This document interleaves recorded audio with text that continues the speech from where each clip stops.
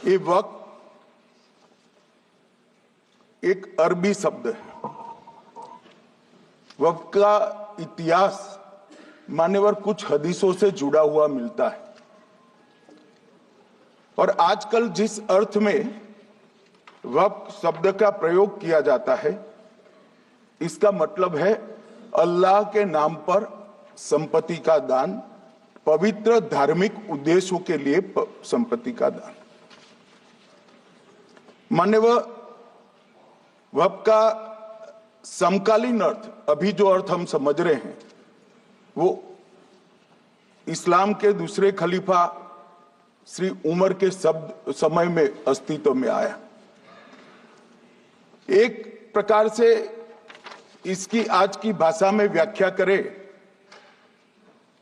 तो वक्फ एक प्रकार का चैरिटेबल एंडोनमेंट है और जहां एक व्यक्ति संपत्ति, भूमि या मूल्यवान संपत्ति धार्मिक या सामाजिक भलाई के लिए दान करता है, बिना उसको वापस लेने के उद्देश्य से, वहां वक्फ की रचना करती। इसमें दान देता है, वो शब्द का बड़ा महत्व है।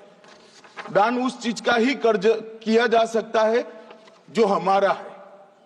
सरकारी संपत्ति का दान मैं नहीं कर सकता, मान्यवर किसी और की संपत्ति का दान मैं नहीं कर सकता।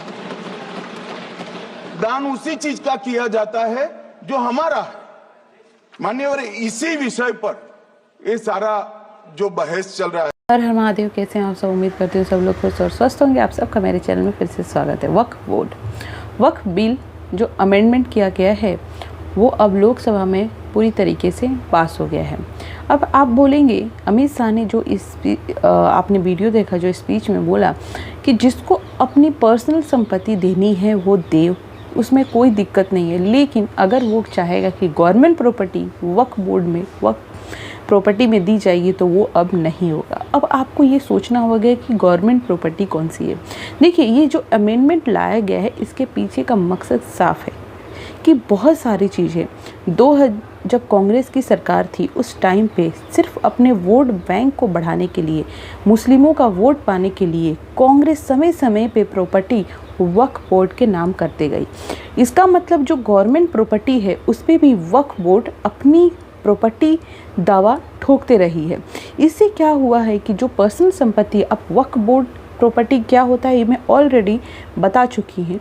वक्फ प्रॉपर्टी वो होती है जो इस्लामिक धार्मिक कामों के, इस्लामिक जो धार्मिक काम होते हैं, जैसे कि मदरसा बनाना, मस्जिद बनाना, कब्रिस्तान बनाना, ऐसे जो इस्लामिक रिलीजियस पर्पस के लिए जो काम किए जाते हैं, वो प्रॉपर्टी वक्फ प्रॉपर्टी होती है।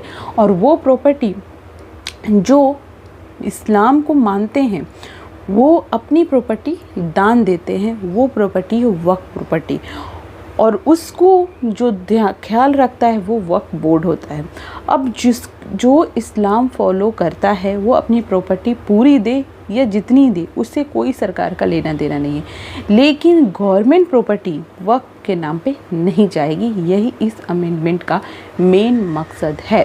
और अगर मैं बात करूं तो उन्होंने मेंशन भी किया है कि 2013 में कांग्रेस ने दिल्ली में कई ऐसे प्रॉपर्टी हैं जो वक्फ के नाम पे सिर्फ अपने वोट बैंक को बढ़ाने के लिए वक्फ के नाम किया था, मतलब वक्फ के नाम।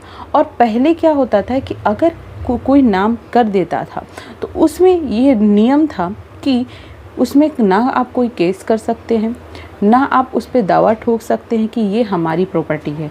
अब वक्फ के नाम हो गई है तो वो उसी के नाम रहेगी। उसमें आप, अगर आपको पता है कि ये मेरी प्रॉपर्टी है, तो भी आप उसके खिलाफ कोई भी कोर्ट में आप उसके खिलाफ नहीं बोल सकते हैं। तो ये एक बहुत बड़ा ड्रॉबैक था।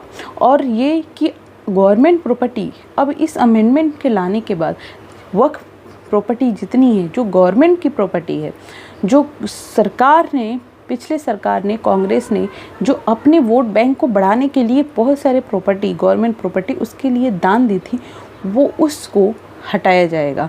तो इसीलिए खलबली मची हुई है।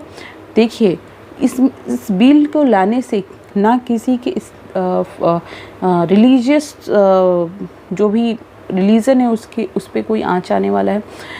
क्योंकि इसमें सीधे सीधे मेंशन किया गया है कि जो अगर आपकी प्रॉपर्टी है तो आपको जिसको मन उसको दान दे सकते हैं, उसमें कोई रोक टोक नहीं है। लेकिन अगर आप बोलेंगे कि गवर्नमेंट की प्रॉपर्टी भी वक्फ प्रॉपर्टी बने तो ये गलत है। और इसी अमेंडमेंट को लाने के बाद ये जितनी भी प्रॉपर्टी है जो गवर्नमेंट के नाम की थी, जो गवर्नमेंट प्रॉपर्टी थी, जो समय समय पे लोग अपने वोट बैंक बढ़ाने के लिए, मुस्लिमों का वोट बैंक लेने के लिए, वोट लेने के लिए और तुष्टीकरण की राजनीति करने के लिए जिसने भी गवर्नमेंट प्रॉपर्टी दान दी है उसको वो लिया जाएगा। ये इस अमेंडमेंट का मेन मकसद है। लेकिन तमाम पार्टियां हैं, जैसे कांग्रेस हो गई, उसको लगता है कि उसको जो थोड़ी बहुत सीट मिलती है वो मुस्लिम देते हैं, उसको डर है। आरजेडी को डर है, समाजवादी पार्टी को डर है। ऐसे तमाम पार्टियां हैं जो उनको लगता है कि उनकी रोजी रोटी पे सवाल दिक्कत आएगी और उनके वोट में कुछ प्रॉब्लम होगी कि मुस्लिम उनसे नाराज़ होंगे। तो ये उनमें खलबली मचने का यही कारण है। जबकि वक्फ अमेंडमेंट जो भी किया जा रहा है वो सीधी बात है कि ना किसी के रिलीजियस थॉट को उस पर आँच आएगी, ना किसी के धर्म जो देते हैं, अपने प्रॉपर्टी देते हैं, उन पे कोई आँच आएगी। ये सिर्फ उन्हीं पे होगी जो इनलीगल प्रॉपर्टीज़ है।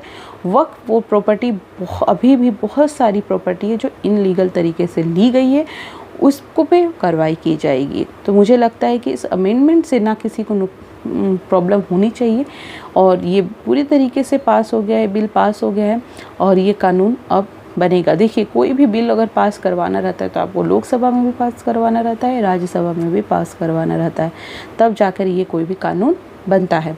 तो ये है कि अमित शाह ने गवर्नमेंट प्रॉपर्टी बोला तो आखिर गवर्नमेंट प्रॉपर्टी होती क्या है, इसलिए मैंने ये बताया।